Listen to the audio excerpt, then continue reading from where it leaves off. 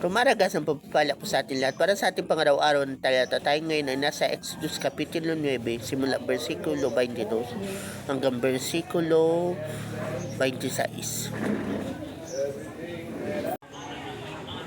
Sinabi ni Yahweh kay Moses, iunat mong pataas ang iyong kamay at uulan ng yelo sa buong Ehiptyo at babagsak ito sa mga tao at mga hayop na nasa labas, pati mga halaman. Itinaas nga ni Moses ang kanyang tungkod.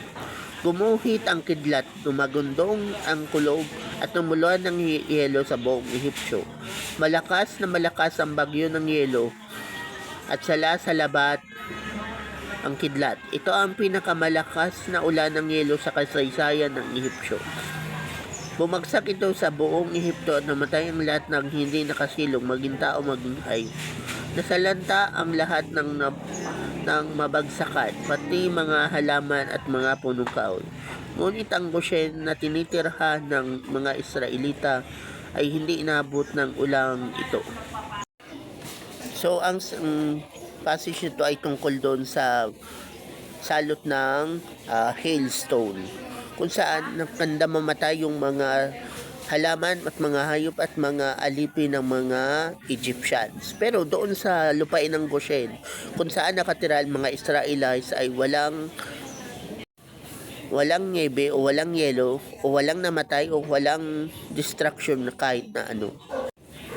So, ang ibig sabihin nito, kayang protektahan ng Lord yung mga Israelites. Oo, totoo, alipin sila, slave sila, pero kaya silang protektahan ni Lord.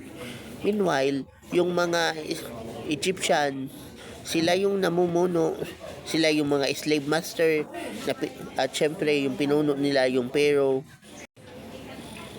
ay naparusahan ng Diyos at ang buong Ehiptyo ay naparusahan sa pamamagitan nun. Kaya, sa pamamagitan ng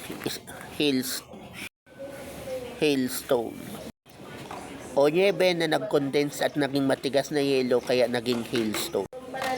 Kung kaya ng Diyos na parusahan yung mga leader noon, kaya niya gawin din yun ngayon. Oo, kaya niya. Hindi siya nagbabago. Kaya kung umaas lang parang pero yung mga leader ninyo, asahan yung maparusahan sila ng Diyos.